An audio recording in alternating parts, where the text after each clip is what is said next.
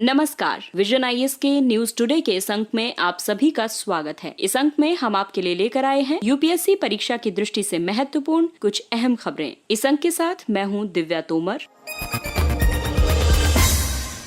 आइए सबसे पहले नजर डालते हैं इस अंक की हेडलाइंस पर। वर्ष 2023 तक भारत पेट्रोल में 20% एथेनॉल सम्मिश्रण के लक्ष्य को प्राप्त कर लेगा। केंद्रीय मंत्रिमंडल ने राज्यों या संघ शासित प्रदेशों द्वारा उपयोग में लाए जाने के लिए आदर्श किराएदारी अधिनियम को स्वीकृति प्रदान की। केंद्रीय मंत्रिमंडल ने खनिज संसाधनों के क्षेत्र में सहयोग के लिए भारत अर्जेंटीना गणराज्य के साथ समझौता ज्ञापन को मंजूरी प्रदान की। ब्रिक्स ने अपने संयुक्त वक्तव्य में बहुपक्षीय सुधारों के 6 सिद्धांतों पर बल दिया। वित्त वर्ष 2021-22 से मनरेगा के तहत अनुसूचित जाति और अनुसूचित जनजाति वर्ग के लिए अलग बजट शीर्ष होंगे। और अब खबरें विस्तार से।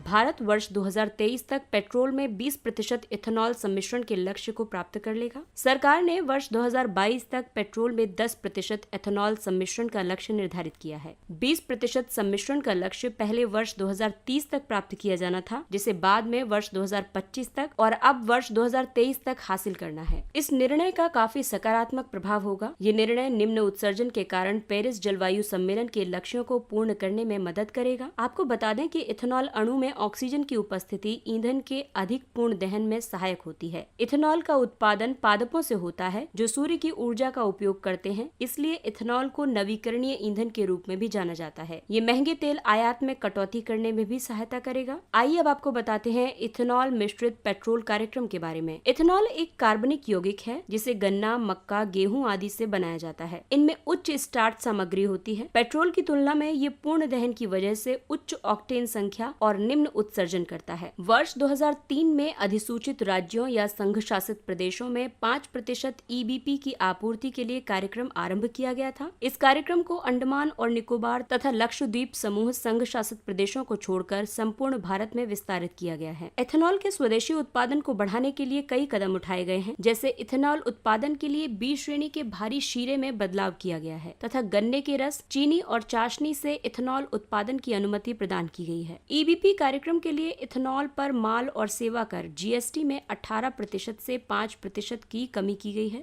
इथेनॉल उत्पादन क्षमता में संवर्धन और वृद्धि के लिए ब्याज अनुदान योजना संचालित की गई है। इथेनॉल उत्पादन के लिए उपयोग किए जाने वाले कच्चे माल के आधार पर विभेदक इथेनॉल मूल्य प्रणाली आरंभ की गई है। अगली खबर किराएदारी अधिनियम से संबंधित है। केंद्रीय मंत्रिमंडल ने राज्यों या संघ शासित प्रदेशों द्वारा प्रयोग में लाने के लिए आदर्श किराएदारी अधिनियम को स्वीकृति प्रदान की है। इससे पहले वर्ष 2019 में सरकार ने आदर्श किराएदारी अधिनियम 2019 का प्रारूप जारी किया था। इसके अलावा मॉडल टेनेंसी एक्ट की तर्ज पर कानून बनाने या प्रारूप किराया कानूनों को संशोधित करने के लिए प्रधानमंत्री आवास योजना शहरी के तहत राज्यों या संघ शासित प्रदेशों के बीच एक समझौता ज्ञापन पर हस्ताक्षर किए गए थे। आदर्श किराएदारी अधिनियम का उद्देश्य किराएदारों या गृहपतियों के बीच दायित्वों को स्पष्ट रूप से परिभाषित करके विश्वास में वृद्धि करना है। प्रवासियों, औपचारिक और अनौपचारिक क्षेत्र के श्रमिकों, पेशेवरों, छात्रों और शहरी निर्धनों सहित समाज के विभिन्न क्षेत्रों में समावेशी और टिकाऊ पारितंत्र को बढ़ावा देना इसका मुख्य लक्ष्य है। मॉडल टेनेंसी एक्ट 2019 की विशेषताओं की बात करें तो इसमें किराएदारी समझौता किया गया है, जिसमें कोई भी व्यक्ति इस प्रकार के समझौते के बिना किसी भी परिसर को किराए पर नहीं देगा। दूसरा है सिक्योरिटी जमा। अग्रिम सुरक्षा जमा को रिहायशी परिसर के लिए अधिकतम 2 महीने के किराए और गैर रिहायशी उद्देश्यों के लिए 6 महीने के किराए तक सीमित किया गया है। तीसरा है किराया प्राधिकारी यानी रेंट अथॉरिटी। इसे किराएदारी समझौते के पंजीकरण के लिए जिला कलेक्टर द्वारा राज्य या संघ शासित प्रदेश सरकार से पूर्व अनुमोदन के साथ नियुक्त किया जाएगा। और चौथा है किराएदारी न्यायालय एवं अधिकरण। ये फास्ट ट्रैक समाधान के लिए जिलेवार किराएदारी न्यायालय एवं अधिकरण की स्थापना के साथ सिविल न्यायालय में मुकदमों की सुनवाई को रोकता है। आवश्यक आपूर्ति या सेवा को रोकना। अधिनियम में आवश्यक आपूर्ति या सेवा को रोकने पर भी प्रावधान किया गया है। इसमें किराएदार के अधीन परिसर में किसी भी आवश्यक आपूर्ति को नहीं रोका जाना चाहिए। किराएदारी पर कानून की आवश्यकता इसलिए थी क्योंकि आवासीय संपत्तियों को पट्टे और किराए पर देना अभी भी किराया नियंत्रण अधिनियम के दायरे में आता है, जिसका प्रत्येक राज्य का अपना संस्करण होता है। भूमि एक राज्य सूची का विषय है। इस प्रकार जो राज्य अपने किराएदारी कानून में परिवर्तन के इच्छुक हैं, वे या तो आदर्श कानून अपना सकते हैं या अपने मौजूदा कानूनों में संशोधन कर सकते हैं। विशिष्ट कानून के प्रभाव में स्पेसिफिक लॉ के अभाव में संपत्ति के स्वामियों और किराएदारों के बीच विवादों के मामलों में राहत प्राप्त करना एक चुनौतीपूर्ण कार्य होता है, जिसमें लंबी मुकदमेबाजी होती है। केंद्रीय मंत्रिमंडल ने खनिज संसाधनों के क्षेत्र में सहयोग के लिए भारत और अर्जेंटीना गणराज्य के बीच समझौता ज्ञापन को मंजूरी दी। ये लिथियम के निष्कर्षण और खनन सहित खनिजों के अन्वेषण एवं विकास को प्रोत्साहित करने के लिए सहयोग जैसी गतिविधियों को सुदृढ़ करेगा। आपको बता दें कि चीन सरकार की स्वामित्वाधीन फर्मों ने अर्जेंटीना, बोलीविया और चिली में लिथियम खदान रियायतें प्राप्त की हैं। इससे लिथियम त्रिकोण का सृजन हुआ है। इस परिप्रेक्ष्य में ये समझौता भारत के लिए अत्यंत महत्वपूर्ण हो जाता है। सामरिक धातु और खनिज आधुनिक तकनीक एवं उद्योग के लिए महत्वपूर्ण है। ये धातुएं हैं लिथियम, क्रोमियम और वेनेडियम, लेकिन इनकी आपूर्ति सीमित होती है और ये व्यवधान के अधीन है। वर्तमान में भारत सामरिक खनिजों की आपूर्ति के लिए आयात पर अत्यधिक निर्भर है। सामरिक सामग्री की वैश्विक आपूर्ति के संबंध में चीन का एकाधिकार है। सामरिक खनिजों के लिए भारत में भी कई पहलें की गई हैं, जैसे देश के भीतर खनिज निक्षेपों का पता लगाने के लिए खान और खनिज विकास और विनियमन संशोधन अधिनियम 2021 अधिनियमित किया गया है। नक्सल प्रभावित क्षेत्रों में पाए जाने वाले सामरिक खनिजों के साथ नक्सलवाद की समस्या का बेहतर समाधान खोजने का प्रयास किया जा रहा है। सरकारी कंपनी खनिज विदेश इंडिया लिमिटेड ऑस्ट्रेलिया और दक्षिण अमेरिका में कोबाल्ट और लिथियम खदानों का अधिग्रहण करने का प्रयास कर रही है। National aluminium company limited, Hindustan copper limited और मिनरल एक्सप्लोरेशन कंपनी लिमिटेड की संयुक्त उद्यम फर्म कोबाल्ट और लिथियम की प्रत्यक्ष खरीद की संभावना तलाश रही है। ब्रिक्स ने अपने संयुक्त वक्तव्य में बहुपक्षीय सुधारों के 6 सिद्धांतों पर बल दिया। ब्रिक्स में शामिल है ब्राजील, रूस, भारत, चीन और दक्षिण अफ्रीका। ब्रिक्स देशों के विदेश मंत्रियों की बैठक में मंत्रियों ने ये स्वीकार किया है कि मौजूदा परस्पर संबद्ध अंतर्राष्ट्रीय चुनौतियों का समाधान पुनर्स्थापित की गई और बेहतर बहुपक्षीय प्रणाली के माध्यम से ही किया जाना चाहिए। विदेश मंत्रियों ने बहुपक्षीय सुधारों पर 6 सिद्धांतों पर सहमति व्यक्त की। इन सिद्धांतों के जरिए ये आह्वान किया गया है कि विकासशील और अल्पविकसित देशों की अधिक सार्थक भागीदारी सुनिश्चित करने के लिए वैश्विक अभिशासन के साधनों को अधिक समावेशी, प्रातिनिधिक और सहभागी बनाना होगा। संप्रभु स्वतंत्रता का सम्मान करते हुए सभी के लाभों के लिए समावेशी परामर्श और सहयोग करना होगा। बहुपक्षीय संगठनों को अधिक प्रतिक्रियाशील, प्रभावी, पारदर्शी, लोकतांत्रिक, उद्देश्यपूर्ण और विश्वसनीय बनाना होगा। सतत विकास को बढ़ावा देने के लिए डिजिटल और तकनीकी उपकरणों सहित नवोन्मेषी और समावेशी समाधानों का उपयोग करना, नई और उभरती पारंपरिक और गैर पारंपरिक चुनौतियों से उत्तम रीति से निपटने के लिए अलग अलग देशों एवं अंतर्राष्ट्रीय संगठनों की क्षमताओं को मजबूत करना, अंतर्राष्ट्रीय और क्षेत्रीय शांति एवं सुरक्षा, सामाजिक और आर्थिक विकास को बढ़ावा देना तथा लोगों के साथ प्रकृति के संतुलन को बनाए रखना। आइए अब हम आपको बताते हैं अंतर्राष्ट्रीय राजनयिक कार्यकलापों का स्तर। इसके 2 दृष्टिकोण होते हैं, एक है परिमाण आधारित दृष्टिकोण और दूसरा है गुणवत्ता आधारित दृष्टिकोण। इसमें एक पक्षीय स्तर पर राष्ट्र होता है, द्विपक्षीय स्तर पर 2 पक्षकार या राष्ट्र होते हैं, जबकि बहुपक्षीय स्तर पर 3 या अधिक पक्षकार या राष्ट्र होते हैं। वहीं गुणवत्ता आधारित दृष्टिकोण के तहत एक पक्षीय दृष्टि से देखा जाए तो अंतर्राष्ट्रीय संबंधों के आचरण को प्रभावित करने वाली स्वकेंद्रित नीति या एकल राज्य होता है। द्विपक्षीय स्तर पर शक्तिशाली राज्यों द्वारा अधिमानीवाद, उदाहरण के लिए सामूहिक रक्षा प्रणाली, और बहुपक्षीय स्तर पर अंतर्राष्ट्रीय संस्थानों के संबंध में अंतर्राष्ट्रीय मानदंडों का पालन करना, जैसे कि अंतर्राष्ट्रीय मुद्रा कोष और संयुक्त राष्ट्र संघ आदि। वित्त वर्ष 2021-22 से मनरेगा के तहत अनुसूचित जाति और अनुसूचित जनजाति वर्ग के लिए अलग से बजट शीर्ष होंगे। केंद्र सरकार ने राज्यों से इस वित्त वर्ष से महात्मा गांधी राष्ट्रीय ग्रामीण रोजगार गारंटी अधिनियम मनरेगा योजना के तहत पारिश्रमिक भुगतान को अनुसूचित जातियों, अनुसूचित जनजातियों और अन्य के लिए अलग अलग श्रेणियों में विभाजित करने का निर्देश दिया है। मनरेगा के तहत 50% से अधिक श्रमिक महिलाएं हैं और लगभग 40% SC/ST हैं। इस कदम के लिए उत्तरदायी कारक इन श्रेणियों पर अधिक व्यय सुनिश्चित करना हो सकता है। वर्ष 2014 और वर्ष 2019 के बीच नीतिगत दिशा निर्देशों के आधार पर राष्ट्रीय दलित मानवाधिकार अभियान के विश्लेषण में ये पाया गया है कि अनुसूचित जाति के लिए वर्ष 2014 से 19 के बीच आवश्यक राशि 6.2 लाख करोड़ रुपए थी, जबकि सरकार ने आवश्यक राशि का केवल आधा ही आवंटित किया था। अनुसूचित जाति कुल आबादी का लगभग 16% हिस्सा है, लेकिन केंद्रीय क्षेत्र की योजनाओं या केंद्र प्रायोजित योजनाओं का केवल 8% ही इस श्रेणी के लिए आवंटित किया गया था। अनुसूचित जनजाति के लिए आवश्यक आवंटन 3.28 लाख करोड़ रुपए था और वास्तविक सरकारी आवंटन 2 लाख करोड़ रुपए था, जो कि आवश्यकता का केवल 60% था। मनरेगा अधिनियम 2005 वैधानिक न्यूनतम मजदूरी पर अकुशल शारीरिक कार्य करने के इच्छुक किसी भी ग्रामीण परिवार के वयस्क सदस्य को प्रत्येक वित्तीय वर्ष में 100 दिनों के रोजगार की कानूनी गारंटी प्रदान करता है।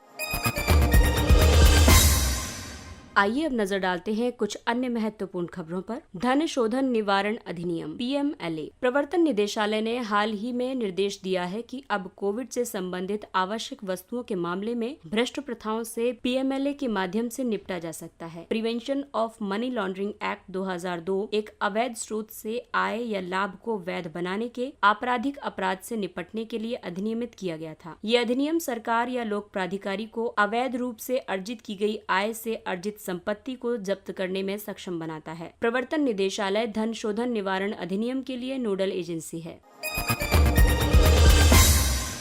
संयुक्त राष्ट्र महासभा अध्यक्ष के लिए निर्वाचन। आने वाले UN जनरल असेंबली अध्यक्ष के निर्वाचन के लिए भारत ने अफगानिस्तान की बजाय मालदीव का समर्थन करने का निर्णय किया है। आइए अब आपको बताते हैं संयुक्त राष्ट्र अधिवेशन और उसके अध्यक्ष के बारे में। महासभा उस अधिवेशन के उद्घाटन से कम 3 महीने पहले एक अध्यक्ष और 21 उपाध्यक्षों का चुनाव करेगी, जो इसकी अध्यक्षता करेंगे। अध्यक्ष प्रत्येक अधिवेशन में बदलता है और हाल के वर्षों में ये भौगोलिक चक्रानुक्रम के एक प्रतिरूप का अनुपालन कर रहा है। भारत से विजयलक्ष्मी पंडित ने वर्ष 1953 में 8वें अधिवेशन के दौरान UNGA के अध्यक्ष के रूप में कार्य किया था। वे UNGA की प्रथम महिला अध्यक्ष थीं।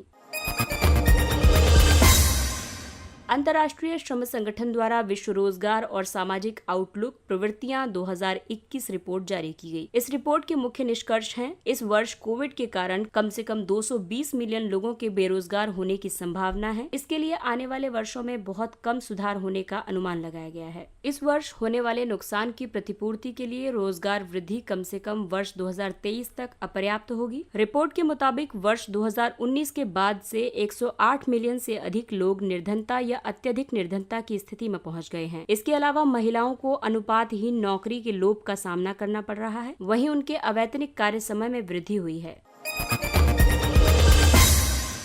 सतत शहरी विकास। हाल ही में सतत शहरी विकास के लिए मंत्रिमंडल ने भारत और मालदीव के बीच समझौता ज्ञापन और भारत और जापान के बीच सहयोग ज्ञापन यानी MOC को स्वीकृति प्रदान की है। सतत शहरी विकास अर्थव्यवस्था, समाज और प्रकृति के बीच अंतर संबंधित त्रयी यानी ट्रायड का प्रतिनिधित्व करती है। ये ट्रायड एक ऐसी सामाजिक आर्थिक प्रणाली की स्थापना की सुविधा प्रदान करती है जो प्राकृतिक विश्व को क्षति नहीं पहुंचाती है। ये शहरों और मानव बस्तियों को समावेशी, सुरक्षित, लचीला और टिकाऊ बनाने के लिए सतत विकास लक्ष्य 11 के SDGs का हिस्सा है। राष्ट्रीय वायु गुणवत्ता सूचकांक NAQI एक ऐसा साधन है जो वायु गुणवत्ता डेटा को सरल बनाने के लिए संख्याओं का उपयोग करके प्रदूषण के स्तर को 6 श्रेणियों में बांटता है। ये 6 श्रेणियां हैं: उत्तम, संतोषजनक, मध्यम, खराब, बहुत खराब और गंभीर। साथ ही ये सूचकांक बताता है कि एक विशिष्ट क्षेत्र में प्रदूषण कितना हानिकारक है और इसी प्रदूषण की मात्रा के आधार पर उसे एक रंगकूट के माध्यम से दर्शाया जाता है। इसके तहत प्रदूषक हैं PM 2.5, PM 10, NO2, CO और ओजोन के लिए एक वायु गुणवत्ता सूचकांक निर्धारित किया गया है। AQI जनता को पर्यावरण की स्थिति के बारे में सूचित करता है और ये उन लोगों के लिए विशेष रूप से उपयोगी है जो वायु प्रदूषण से उत्पन्न या इसके कारण बढ़े हुए रोगों से पीड़ित हैं। जल विसंक्रमण के लिए स्वास्तिक तकनीक। स्वास्तिक यानी भारतीय ज्ञान आधार से सुरक्षित जल और टिकाऊ प्रौद्योगिकी पहल। ये एक हाइब्रिड तकनीक है। ये सुरक्षित और स्वस्थ पेयजल के लिए आधुनिक तकनीक और भारतीय पारंपरिक ज्ञान को संयोजित करती है। इसमें उपयोग की जाने वाली तकनीक है हाइड्रोनेमिक कैविटेशन तकनीक। ये प्राकृतिक तेलों तथा पादप रस के रूप में प्राकृतिक संसाधनों के साथ केमिस्ट्री और केमिकल इंजीनियरिंग को संयोजित करती है। जल का विसंक्रमण यानी डिसइंफेक्शन ऐसे रोगजनक सूक्ष्म जीवों को हटाने के लिए आवश्यक है जो कई जल जनित रोगों के लिए उत्तरदायी है। हालांकि क्लोरीनीकरण जैसी रासायनिक विधियों की सामान्य कमियों में हानिकारक या कैंसर जन्य विसंक्रमण उप उत्पादों का सृजन शामिल है। डेल्टा वेरिएंट चिंता का विषय। WHO के अनुसार कोविड-19 डेल्टा वेरिएंट का केवल एक उपभेद अब वेरिएंट ऑफ कंसर्न है। B.1.617.2 या डेल्टा वेरिएंट मूल वेरिएंट की तुलना में अधिक खतरनाक है क्योंकि ये अधिक संक्रामक, घातक या कुछ वैक्सीन सुरक्षा को भेदने की क्षमता रखता है। इससे पहले WHO ने SARS-CoV-2 के प्रमुख संस्करणों को सामान्य घोषित किया था। आपको बता दें कि SARS-CoV-2 कोविड-19 का जनक है। पहली बार भारत में पहचाने गए कोविड-19 के B.1.617.1 को कप्पा नाम दिया गया है और B.1.617.2 वेरिएंट को डेल्टा नाम दिया गया है। Antibody cocktail. केंद्रीय औषध मानक नियंत्रण संगठन CDSCO ने हाल ही में भारत में एंटीबॉडी कॉकटेल के आपातकालीन उपयोग की अनुमति प्रदान की थी। एंटीबॉडी कॉकटेल कासिरिविमेव और इमदेविमाब का एक संयोजन है जो प्रयोगशाला में बना हुआ मोनोक्लोनल एंटीबॉडी है। ये ठीक वैसे ही कार्य करता है जैसे किसी भी वायरल संक्रमण की अनुक्रिया में मानव शरीर में बनने वाले एंटीबॉडीज कार्य करते हैं। ये विशेष रूप से SARS-CoV-2 के स्पाइक प्रोटीन के खिलाफ निर्देशित है और वायरस को मानव कोशिकाओं से जुड़ने और प्रतिकृति बनाने से रोकता है। ये उन रोगियों को कोविड की शुरुआत में अनुशंसित किया जाता है जिन्हें और भी कई कोमोर्बिडिटीज हैं, यानी और भी कई व्याधियां हैं। इसके साथ ही ये अंक समाप्त होता है। अगले अंक में फिर मुलाकात होगी कुछ अन्य महत्वपूर्ण खबरों के साथ। तब तक अपना ख्याल रखिए और 18 वर्ष से अधिक के सभी लोग कोविड के दोनों टीके लगवाएं। इसके अलावा कोविड नियमों का पालन करें, मास्क पहनिए, 2 गज की सुरक्षित दूरी बनाए रखें और हाथ और मुंह साफ रखें। इसके साथ ही विजन IAS की पूरी टीम को दीजिए इजाजत। नमस्कार।